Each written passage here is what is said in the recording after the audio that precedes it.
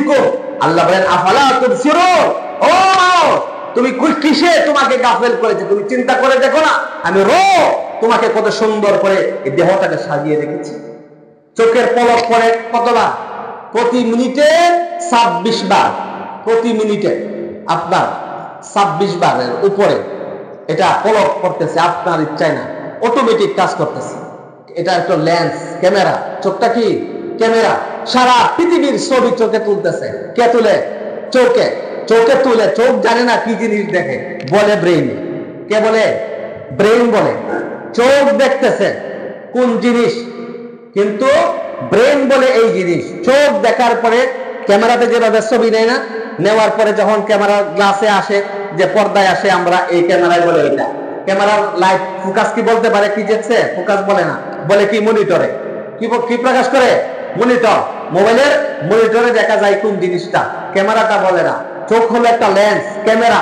এটা এই যে মোবাইলের ক্যামেরার চাইতে আল্লাহ রাব্বুল আলামিন আমাদেরকে যে দুইটা চোখ দিচ্ছেন, এর চাইতে 1000 গুণ পাওয়ার আমাদের বেশি।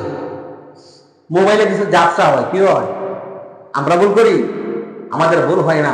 চোখ মুহূর্তের ভিতরে, সেকেন্ডের চাইতে, ন্যানো সেকেন্ড, মাইক্রো সেকেন্ডের ভিতরে এটা ব্রেনকে নলেজ ধারণা দেয় যে তুমি আম গাছ দেখেছ। চোখ বলে, চোখ ব্রেনকে দেয়, চোখ ব্রেনকে বলে কি দিলাম? ব্রেন বলে আম গাছ। চোখ যখন দেখেছি, যখন আমরা কলা গাছ, চোখ বলে কি দিলাম? ব্রেন বলে কলা গাছ। বলেন সুবহানাল্লাহ। এটা সেকেন্ডের চাইতেও অতি তাড়াতাড়ি সময়ে ব্রেন আমাদেরকে রেজাল্ট দেয়। আল্লাহ বলেন ওফি আনফুসিকুম আফালা তুবসিরুন, তুমি তোমার নিজের দেহটার দিকে তাকাও, একটু চিন্তা করো, আমি আল্লাহ তোমাকে কি সম্পদ দিয়েছি, কি নিয়ামত দিয়েছি। এই ব্রেন যার একটু নষ্ট, একই পাগল, এর বিচার নাই, কোর্ট নাই, বিয়ে নাই, তার কিচ্ছু আছে? একটু ব্রেন অদৃশ্য, একটু তারের পেঁচ লেগে গেলেই আল্লাহ পাক মানুষ তারে পাগল বসে। আল্লাহ পাক আমাদেরকে এত নিয়ামত দিয়েছেন যা গণনা করে শেষ করা যাবে না।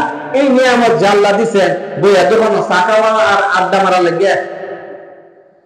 মারা লেগে নাকি, যখন বইয়া বাজার বৈশা, ঘরে বাড়ির সাথে বৈশা আড্ডা মারা লেগে দিচ্ছে আল্লাহ। আল্লাহ রাব্বুল আলামিন বলেন ওয়াল আসরি ইন্নাল ইনসানা লাফি খুসর ইল্লাল্লাযীনা আমানু ওয়া আমিলুস সালিহাত ওয়া তাওয়াসাউ বিল হাক্কি ওয়া তাওয়াসাউ বিস সাবর।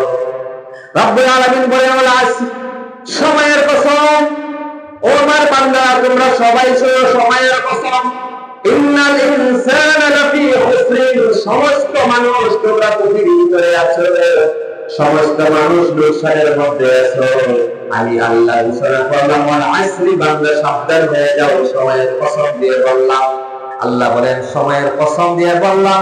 সময় এমন একটা গুরুত্বপূর্ণ জিনিস। সময় একটা শিশু বানায়, সময় বালক বানায়, সময় বাবা বানায়, সময় দাদা বানায়, সময়ই আবার কবরের ভিতরে পাঠায়। কোন জিনিসে পাঠায়? সময়। কি বলে? সময়। এই যে সূর্য ডোবার আগে কি ছিল? আসর। কিসের সময় ছিল? আসরের সময় ছিল। হাজারো মানুষ সহ আমাদের প্রধান উপদেষ্টা ডক্টর ইউনূস সহ সারা পৃথিবীর মানুষ যদি কান্নাকাটি করে, এই আজকের আসরের সময় কি ফিরায় আনতে পারবে? কি বলে? তাহলে যেই ব্যক্তিটা আসরের সময়ের কাজ আসরের সময় করে না, এখন যদি গিয়া খুঁজে আসরের সময়ের কাজ করতে, তখন আপনি কি করবেন? পেট বেহল। কি বেহল? পেট বেহল। যেমন গরু বাঁধি কোন সময়? মাগরিবের আগে। এশারের সময় যদি কেউ গিয়ে গরু খুঁজে বানতাম, তাই দেখলে বলতো না সারাদিন কিনা তো ছিলাম, প্রত্যেক দিন বাঁধলে লাভও বুঝে না, লস বুঝে না।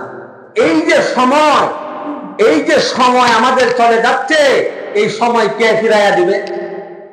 এই সময়টা কে ফিরাইয়া দিবে? আল্লাহর ওলিরা স্মরণের জন্য আফসোস করতেন না, রূপার জন্য আফসোস করতেন না, বাড়ি পাঁচতলার জন্য আফসোস করতেন না, গাড়ির জন্য আফসোস করতেন না, আফসোস করতেন সময়ের জন্য, যেই সময়টা তিনি আমল করতে পারেন না।